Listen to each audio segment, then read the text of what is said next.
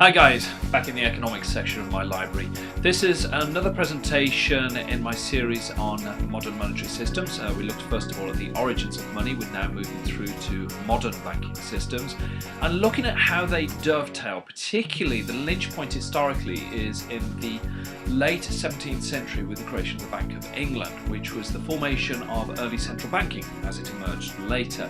Most economists today accept central banking as de facto, as a matter of fact, and de jure, as a matter of legislation, which is what they are. However, there are economists such as myself who question the need for central banking and whether they are doing any good at all. And this is an overview of that linchpin in history where things shifted away from private banks suddenly being controlled by a central bank and manipulated by a central bank, usually for purposes that the government found attractive. So do listen, comments underneath, more than welcome of course. Hi, so this is a presentation on modern banking and its emergence in about the late 17th century we'll be looking at as to how that emerged. So we're going to do a quick review of where we got to, because some of you may be coming to this video without having a look at the other videos. That's absolutely fine. Right, so quick recap. Money emerges through trading activity in the marketplace. It's not invented. Traders are always keen to reduce the cost of exchange. Their focus is on trading goods and services for goods and services. Money is just the medium that satisfies their need for indirect exchange. Money tends to hold a high value in the marketplace, tends to be portable and divisible. Now, economists also add characteristics such as a unit of account, which is a redundant predicate since X being money implies that X is a unit of account, but it keeps the accounting analytical side of economists happy, right? It's another characteristic, which is fair enough. Right, money substitutes. Typically through market exchange, gold and silver emerged across the international markets as the best, the universal form of money. This is because they were divisible, portable, had a high value in most cultures. However, to reduce the risks and costs of trading, merchants and deposit bankers created monetary substitutes which could act as money in the market. These included such services as checks, notes, token coin production, as well as more recently, that should say, electronic forms of payment where I can just slide my card through a machine or ping it or do what I will. Okay. Problems. When banking emerged, two functions arose.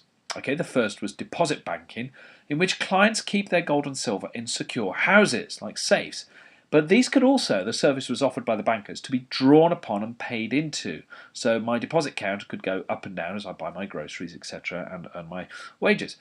The second was investment banking, which I'm not going to focus on too much, because this is a straightforward investment procedure in which clients would loan money to a broker, sometimes called a banker, didn't matter, they were acting as a broker, who would then in turn lend it out to other people for, of course, a return.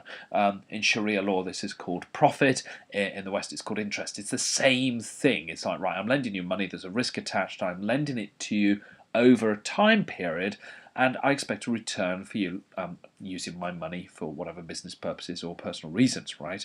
Now, the two functions are and should be separate. Well, if you're a student of economics, that's an evaluative comment. It's up for you to think about and discuss. There's been, because of the last banking crash, 2007 and 8, people have been arguing that investment banking should be separated from deposit banking. And ironically, it was investment bankers that were seen as the scapegoats by politicians who'd basically created an economic crisis, brewing it over the previous 7 to 8 years, and then blame the investment bankers. Right. Now, investment bankers do an absolutely fantastic job in the economy of guiding money from those who have savings available to those who need to borrow money for business or personal reasons, who then pay it back. So really, investment bankers are really investment brokers.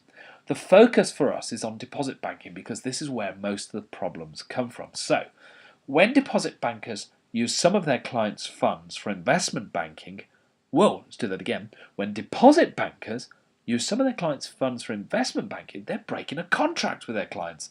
They're risking that which they have no right to. So you've put some money into the account, you think it's available 24/7. Turns out the bank is using that money and lending it to other people on the assumption that you're not going to come and get all of your money out at the same time, or not all the clients in the bank are going to want their money at the same time, and they lend it out. Now, that's a deposit banker acting as an investment banker. And there's a problem there if the contract doesn't stipulate that, yes, I deposit my money with you, please lend it out as freely as you want to in return for a bit of interest payment or free banking or whatever it is you can offer me. Well, that's an investment account. It's different. Secondly, the next biggest problem that arose is that when deposit bankers issue more notes than reserves than they have on deposit, they are committing a great fraud against the entire market. So not just against the clients who deposit their money with them, but also against the market. Because their substitutes circulate in the market and they earn the bank abnormal profits, they also generate an inflationary pressure in the economy, right? Now, when one bank amongst many commits such an action, its frauds don't last too long. But when the whole banking system takes part, it can generate a very powerful and distortionary economic effect, unleashing both price inflation and what economists call the trade cycle, something I'll be looking at in another module. Now, should clients return the substitutes for full hard cash, hardcore money withdrawals, they can create a bank run. Now, these can be highly destabilising in their own right as they create a painful deflationary effect. Right. So now we can move on to the responses and what becomes the formation of the modern monetary economy, to which practically all people around the world are subject to, unless they're living in the middle of a dense, dark jungle and don't have much to do with the modern globalised world. Now, breaching reality in contracts is not something that can be sustained. This is going to be a principle of not just economics or ethics or anything, but of reality. Sooner or later, the lie that is the modern monetary system is uncovered, will be uncovered, has been uncovered, and all hell breaks loose. Whoa, strong words there, like lie. Yeah, a lie is a breach of reality. It's when you're pretending something isn't the case. There's either money in the bank or there isn't money in the bank. You can't create ex nihilo out of nothing. You can't create fortunes out of nothing, right? Now, there was something, however, fundamentally attractive to the great banking lie. Bankers could make fortunes from using clients' funds for investments. That's the first contract breach. They could make even more money by issuing more substitutes than reserves. Reserves that they had available by charging the borrowers interest. Now, this is called fractional reserve banking. So £100 of gold or silver goes into the account and they lend out up to 1,000 and charge interest for it. Interest to be paid in hardcore cash, please. It was this, as a side note, that I believe Aristotle railed against in his attack on making money from money. And this passed on to Sharia law in Islam regarding the charging of interest, which Islam, an early Christian law up until the 1400s, 1500s, saw as unethical, that you shouldn't make money on money. My strong reading of this, and I've written a book on Aristotle, I know ancient Greek history and philosophy reasonably well, is that this is what Aristotle was talking about, that you can't create money out of nothing and then charge a fee for it, right? Although he was quite anti-commercial in many of his ethical issues and political issues anyway, I think this was a deeper point he was trying to make. And also, Jesus Christ in the New Testament went into the temple and got angry. The first time we see him angry, and overthrew the money lenders' tables. What were they doing?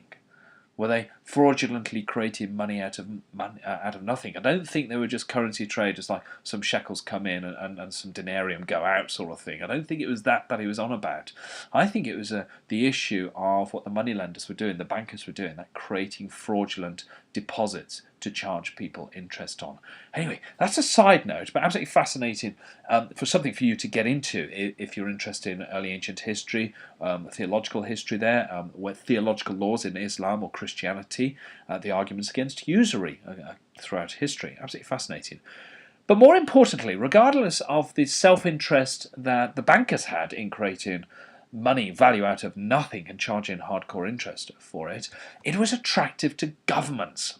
Ooh. Now, initially in history, governments tended to condemn the bankers who cheated on their clients and who issued fraudulent claims to reserves they did not possess. Well, you'd do that with anybody, wouldn't you? It's like, as another video I say, imagine having a car lot with 100 cars and you're pretending you've got 600 that you sell on the internet over the weekend, and then you've got 600 clients turn up and you've only got 100 there. It's a bit of a problem. The more prolific ones realised that they could financially benefit from such a system. So if there was a government that was absolutely terrible at balancing its books, etc., and not running surpluses, they could benefit from this system. Because if a bank could issue money substitutes to the government, let's call it the Crown, I'm British, in return for some hard money repayments to be paid over a long period of time, in other words, they're making a loan, then the Crown would not have to raise taxes, or cut expenditures, austerity, right, or borrow hard cash from international financiers. Raising taxes is always politically dangerous. Borrowing from the international financiers requires paying interest. But for profligate governments, their credit rating tends to be low. So they have to face high charges. And by the 1400s, 1500s, the interest rate on some government loans was in the 30%. The Vatican City, 30%. Very bad credit rating they had because they didn't pay it back. And what that's really saying is that there's a 1 in 5 to a 1 in 3 chance of the government, the crown, or the papacy, or whoever, the princes, not paying the money back. My goodness. However, printing money is not going to cost much at all. Very attractive. So what about a bank? Given government privileges to protect it from bank runs, that would be at the bidding of the crown to fund its debts and wars. Well, my friends, that was the origin of the Bank of England, 1693-4, and the origin of what is now accepted as central banking. And as I said in the introduction, most economists accept the existence of central banks as an integral part of the money system that we have today. Now, there have been many interesting explanations and justifications of central banking. There's a natural evolution, etc. That's Charles Goodhart. But the fact is, within a couple of years of its existence, the Bank of England was bankrupt and therefore needed special privileges to keep it in existence. You can look this up.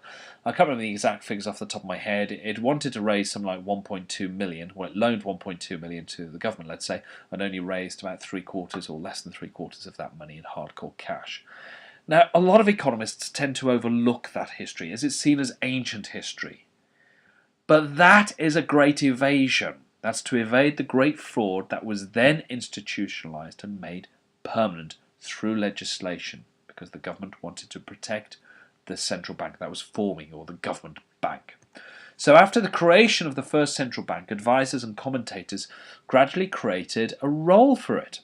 It was the government's bank, for sure, and still is. One that could print paper currency at the government's request to pay off debts, or to raise immediate finance to appease soldiers and sailors in the wars, by print money again. But the central bank could also be used to support the other private banks that periodically got into trouble with clients, notably because they were running fractional reserve systems, which inevitably end up in bank runs. This latter function became known as being the lender of last resort. We, the central bank, are the lender of last resort. Sounds great, doesn't it? But it's all based on a lie. An institution that could defend the banks should they suffer a run by lending the necessary finance to keep them afloat. In other words, to pass over requisite gold stocks if they had any, but they wouldn't last long if people kept saying, yeah, but you still don't have enough gold in your coffers, given the amount of money you've been printing, the amount of money substitutes or electronic substitutes that you've created today. It doesn't exist. Or more generally, print money hand over fist as loans to the banks to be paid in hardcore interest, of course. Thus, an entire system was created on the old fraud of banks cheating on their clients or using funds that they had deposited with them but use them for investment purposes. But the creation of money substitutes is the greatest lie in human history in that regard, right? The private banks could thus lend out more than they had in reserves. And typically this also went hand in hand with using funds held on deposits for investment purposes. So they could really profit from their clients' trust in them. Then when the inevitable run came, i.e. the trust was lost, the central bank would bail most of them out. This was the history of the 18th, and 19th and 20th centuries. Now, who survived and who was allowed to fail in the banking system within a country was necessarily, let's underline that, necessarily connected to political reasons rather than market reasons. And that is still true today, right? Certain banks are allowed to fail. Certain banks are not. Why? Politics. Simple, right? It's got nothing to do with the market system that when some companies are more inefficient than others, they tend to go to the wall. No, this is purely politics, right? This is not the market economy. This is not capitalism, guys. If you're coming from the left and you're wondering what modern monetary system is all about, and you rail against the banks, absolutely rail against the banks, because its whole system is based on an unethical principle called a lie, a breach of reality, a huge fraud. I'm not the only one arguing for this. You can look it up on the internet and see who else is talking about this. Mike Maloney, goldsilver.com. There's also Huerto de Soto, a Spanish economist, and many people from the Austrian School of Economics through Mises.org, and also Milton Friedman, a great Nobel Prize-winning economist, argued back in the 80s that there should be 100% reserve ratios. There are others. I'm going to look at some others later on in a tutorial about what are the potential things we could do with the monetary system, such as move it over to free banking, go back to a gold standard, etc. Lawrence White argued a lot in that area for free banking, for example. So a lot more arguments, a lot more interesting discussions to be had on this. Now, the central bank system and the fractional reserve system that was created and supported, as it were, was not without its critics. Over the decades, the powers of the central bank were adjusted according to the political temperament of the times. Now, for 2 centuries, sort of the 18th, 19th centuries, the Bank of England's purpose was to bail out troubled banks and to keep an eye on the levels of reserves that they were keeping so they didn't get too greedy, right? So prudence ruled. I like prudence, Queen Prudence. It also acted to bail out governments, especially when the British government went to war, which was its primary purpose historically. Now, a lot of modern economists run away from history, go, well, anything before 1990 is not worth reading, we don't need to study economic history. Oh my God, that's terribly shallow. And not surprisingly, we end up repeating the same mistakes over and over and over again. There's a reason why the Chinese banned paper money in the 15th century, because it created inflation. We need to learn from that. It's the same phenomenon over and over again, guys. Amazing. So the central bank also took over the issuance of the main monetary substitute, which was generally notes and coins, because then the government could earn what was called seigniorage, or profit, on printing a £10 note over and over again at the cost of a couple of pence or something. So £9.98 into the coffers. Ka-ching! Easy money, right? But by the 1920s, new purposes were also added to the central bank's remit. The central bank was to become an integral part of macroeconomic management of the economy, where it still resides today, of course. We're often interested in what is the Bank of England going to do? Change interest rates? Raise them? Lower them? What's it doing? And people spot what they're doing. The stock markets get jittery just before and after announcements by the Federal Reserve. The Federal Reserve chairman or chairwoman can just raise an eyebrow and the stock market plummets, 100 million's wiped off. It's absolute nonsense, isn't it? Shows how fragile the system is. Now, in the aftermath of the Keynesian revolution, following John Maynard Keynes's general theory book, the central banks were gradually seen as important to help steer the economy according to politicians' views. And of course, politicians have different views, so what course they were directing the economy differed according to the political party and the temperament of particular politicians. If cheap money and low interest rates were required, the bank would lower its lending rate to the system and the money supply would expand. It could also lower the reserves that the private banks had to hold, which would create an even greater leverage of what's called the money multiplier effect. If full employment were deemed important, the central bank could issue more money to stimulate the economy. So fiscal policy and also monetary policy to stimulate the economy until inflation began to become quite obvious. This is what the Federal Reserve's been doing since 2007-8. At which point, if inflation became too obvious, it would raise the lending rate and reduce the monetary base upon which the entire credit pyramid rested. So it is today. The central bank engages in open market operations, that is, buying government bonds with newly printed cash, let's say, or electronic cash, and quantitative easing, which is buying private stocks and bonds with newly printed cash or electronic payments. Bit dodgy. They still bail out the weak banks, when given the nod by the politicians, that is, and increasingly they engage in macro and micro manipulations or interventions, my goodness. As a few economists now lament, once the central banks were seen as a lender of a last resort, and a lot of them hark back to those times where they said, well, surely that was the central bank's purpose, just as a lender of last resort, shut up, be a very quiet watchman over the banking system. But now central banks are engaged in trying to manipulate house prices, gold markets, stock markets, unemployment rates in certain regions. Oh my goodness. We know from history and basic economic theory that it's going to end in tears. as it did in 2007 to 8. Now, the final comment, the evaluative comment: lies don't last long. Government legislation cannot defeat reality. The only sound monetary system is one that does not cheat, and that is the 100% reserve ratio system.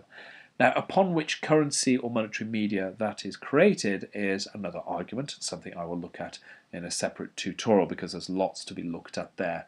But certainly the way the modern monetary system has been created and evolved over the past 400 years is based on a pure lie. Now, for wonderful psychoanalysts such as M. Scott Peck, when you lie, you are committing an evil. Right? Thou shalt not lie, says the Ten Commandments, and I fully agree with that. Where does lying get us? Especially when it's a breach of reality. As I said, we go back to the basic example of a company offering 600 cars for sale and it's only got 100 on its car lot. It's committing a breach of reality, which will soon get tripped up on. Yet governments have permitted the banking system to do this because it has been highly useful for governments to be able to resort to the banking system for cheap finance. Cheap finance that's either printed through printing the money supply, increasing the money supply, or by borrowing money off the Federal Reserve or the Bank of England or Central Bank of Europe in return for a few interest payments each month by the government from taxpayers' money. It allowed governments to raise money, and it allows, present tense, governments to raise money without raising taxes, and therefore reduces the accountability politically. And this is, I can't emphasise enough, because the government doesn't now have to turn to the people and say, we've overspent, we need to raise taxes, reduce expenditures to get back. They can just print money. But you can only do that for so long before, there's an English phrase I was about to use, which I won't use, it's a bit rude, before things turn upside down and you've created a huge economic crisis. Again, we'll be looking at why economic crises form in another tutorial. Okay, thanks for listening, guys. I hope that was edifying and interesting. And I'm not saying go out and rob banks. Don't do that, please, because that's also cheating the system. But I'm saying be aware of the intellectual underpinnings, justifications, and excuses as to how banks have been created, how the modern banking system runs, and to be thoroughly aware of the cycles that they create, because if you're going into a business or create investments at the top of a business cycle and the banks are just about to raise interest rates because inflation's starting to loom, you need to be aware of this for your own personal financial survival. Okay, guys, so I'm not the only one arguing for this. There's many on the internet, and just looking at my shelves, you've got James Rickards, The Death of Money, Schlichter, is it Hans Schlichter? Anyway, Schlichter, The Paper Money Collapse. You've got Huerta de Soto in Madrid arguing it's the Austrian school, as well as monetarists who argue more for higher reserve ratios in the banking system as a whole. Okay, thanks for listening. Cheers, guys. See you in another tutorial.